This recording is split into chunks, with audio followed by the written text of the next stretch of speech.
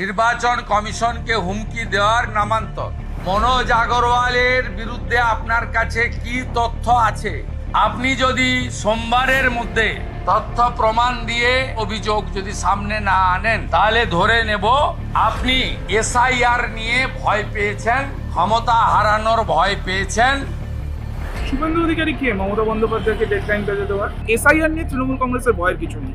এরপরে বিজেপি আর সারাদিন ধরে 1 কোটি বাংলাদেশি, 1.5 কোটি রোহিঙ্গা, এই গল্পগুলো আর আমাদের দিতে পারবে না। খুব তাড়াতাড়ি বঙ্গে শুরু হতে পারে এসআইআর। এবার এই এসআইআর প্রসঙ্গে নেই, মুখ্যমন্ত্রী সিইও মনোজ আগরওয়ালকে আক্রমণ করেছিলেন। তার পাল্টা বিরোধী দলনেতা সোমবারের মধ্যে মমতা বন্দ্যোপাধ্যায়কে সমস্ত তথ্য সামনে আনতে বলেছেন এবং প্রায় ডেডলাইন বেঁধে দিয়েছেন মুখ্যমন্ত্রীকে। কি বলবেন? শুভেন্দু অধিকারী কে মমতা বন্দ্যোপাধ্যায়কে ডেডলাইন বেঁধে দেওয়ার? মমতা বন্দ্যোপাধ্যায় রাজ্যের মুখ্যমন্ত্রী, তিনি মানুষের ভোট পেয়ে তিনি আজকে ক্ষমতাসীন এবং তিনি একটি বক্তব্য রেখেছেন। তিনি রাজ্যের প্রশাসনিক প্রধান হিসেবে তিনি বলেছেন যে আমাদের যিনি সিইও অর্থাৎ মুখ্য নির্বাচনী আধিকারিক মনোজ আগরওয়াল, তিনি একটু বাড়াবাড়ি করছেন। তিনি রাজ্যের যারা বিভিন্ন আধিকারিক আছে, রাজ্যের যারা রাজ্য সরকারের কর্মচারী আছে, তাদের ওপরে তিনি বেশ কিছু জায়গায় চাপ সৃষ্টি করছেন, তাদেরকে এসআইআরটা তাদের মতো করে করার নির্দেশ দিচ্ছেন। দেখুন, এসআইআরটা কিভাবে করতে হবে সেটা তৃণমূল কংগ্রেসের আইনি লড়াই। অর্থাৎ আমাদের সাংসদ মহুয়া মৈত্র, তিনি সুপ্রিম কোর্টে গেছিলেন, রিট পিটিশন ফাইল করেছিলেন। তার ভিত্তিতে ইতিমধ্যেই সুপ্রিম কোর্ট জানিয়ে দিয়েছে যে আধার কার্ডকে 12তম একটা ভ্যালিড ডকুমেন্ট হিসেবে তাদের গ্রহণ করতে হবে। এটা একটা ভেরিফাইং ডকুমেন্ট হিসেবে থাকবে। এছাড়াও আরো 11টা ডকুমেন্ট রয়েছে, তার মধ্যে যে কোনো একটা ডকুমেন্ট দিলেই হবে। এবার রাজ্যের যারা মানুষ আছে তাদেরকে একটু ভয় দেখানো বা আমাদের কর্মচারীদের, যারা রাজ্য সরকারি কর্মচারী, তাদেরকে একটু ভয়তে রাখার চেষ্টা করছেন মনোজ আগরওয়াল।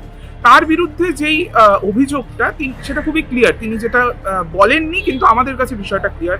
তিনি যখন খাদ্য দপ্তরে তিনি যখন সচিব ছিলেন, তখন কিন্তু একটা রেশন কেলেঙ্কারি হয়েছিল। তার আগে 2009 সালে তার বিরুদ্ধে কিন্তু ডিসপ্রপোর্শনেট অ্যাসেটসের একটা মামলা দায়ের করেছিল সিবিআই। তো সেটা আমরা অলরেডি জানি।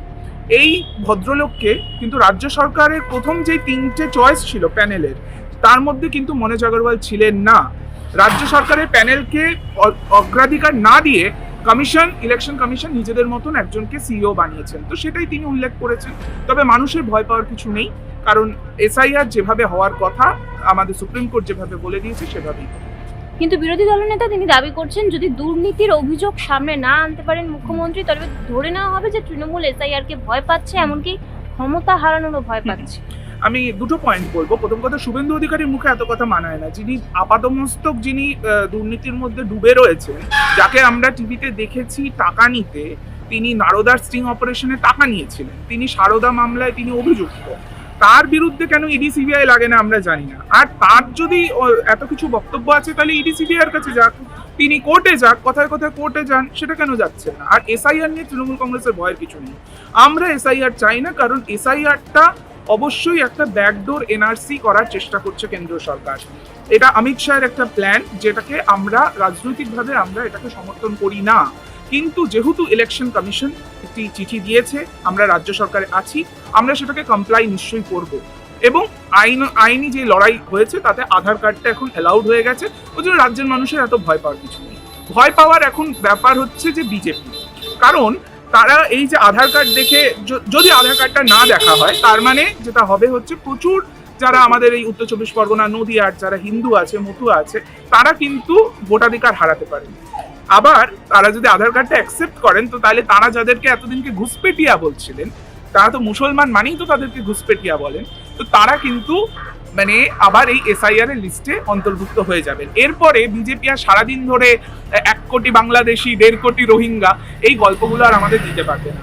এই এসআইআর এর ভিত্তিতে যেই ভোটার লিস্ট তৈরি হবে, তার ভিত্তিতে যেই 2026-এর নির্বাচন হবে, তারপরে কিন্তু বিজেপি আগামী 5 বছর আর এই নিয়ে কোনো কান্নাকাটি করতে পারবে না। বিজেপিকে আমরা দেখছি এসআইআর নিয়ে প্রচন্ড মাতামাতি করছে, যেটা কিন্তু বিরোধী কোনো রাজনৈতিক দল করছে না। এর কারণ কি হতে পারে? কারণ বিজেপির কাছে এই এসআইআরটা একটা নতুন গেম প্ল্যান। তাদের প্রথমে গেম প্ল্যান ছিল যে এপিক কার্ড ডুপ্লিকেশন করে অন্য রাজ্যের ভোটার ঢুকিয়ে দেওয়া, বহিরাগত ভোটার বাংলায় ঢুকিয়ে দেওয়া।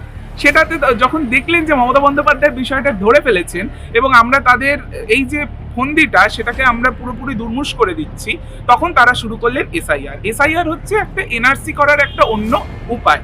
প্রথমত সেখানে তারা আধার কার্ড রাখেননি, বলছে মায়ের ভোটার লিস্ট নিয়ে আসো, মায়ের নাম কোন দিন ভোটার লিস্টে ছিল, বাবার বার্থ সার্টিফিকেট নিয়ে আসো, এইরকম একটা হাস্যস্কর একটা বিষয় তারা করেছিলেন। কিন্তু আমাদের তৃণমূল কংগ্রেসের পক্ষ থেকে আমরা সদা সজাগ ছিলাম এবং আমরা কোর্টে আইনি লড়াই লড়ে আমাদের মানুষের অধিকার সুনিশ্চিত করার জন্য সমস্ত ব্যবস্থা আমরা করেছি। বর্তমানে আধার কার্ড যেহেতু অ্যালাউড হয়ে গেছে 12টা ডকুমেন্টের মধ্যে একটা, তাহলে আধার কার্ড একটা স্ট্যান্ড অ্যালোন ডকুমেন্ট, সেটা দেখালেই আপনি একজন নাগরিক হিসেবে আপনি ভেরিফাইড হয়ে যাচ্ছেন। ওই জন্য কোনো মানুষের কিছু ভয়ের কিছু নেই। বিজেপি যতই লাফালাফি করুক তাদের আর কোনো লাভ হবে না। 26-এ ভোটের আগে এসআইআর, আপনাদের কি মনে হচ্ছে না যে কোনোভাবে এসআইআর ভোটে প্রভাব ফেলতে পারে এবং তৃণমূল কংগ্রেসের ভোট বক্স কিছুটা কমে আসতে পারে ভোট সংখ্যা? একদমই না, একদমই না। আমরা বলছি তো, প্রথমে তারা যদি 11টা ডকুমেন্ট থাকতো, তারা যদি আধার গ্রাহ্য নাও করতো, তারপরেও যদি 50% বাঙালির ভোটাধিকার যদি কেড়ে নিত, তারপরেও মমতা বন্দ্যোপাধ্যায় হই হই করে জিততেন। কিন্তু আমাদের কাছে এটা শুধুমাত্র ইলেকশন জেতার বিষয় না, এটা মানুষের মৌলিক অধিকার, ভোটাধিকার তাদের মৌলিক অধিকার, সেইটাকে কাটতে দেবে না। মমতা বন্দ্যোপাধ্যায় রাজনীতিটা শুরুই হয়েছিল কিন্তু সচিত্র পরিচয়পত্রের জন্য, মানুষের ভোটাধিকার সুরক্ষিত করার জন্য। তো আজকের দিনেও তিনি লড়াইটা লড়ছেন। তো সেই জন্য তৃণমূল কংগ্রেসের এটা একটা অন প্রিন্সিপাল স্ট্যান্ড যে আমরা মানুষের ভোটাধিকার কাটতে দেব না।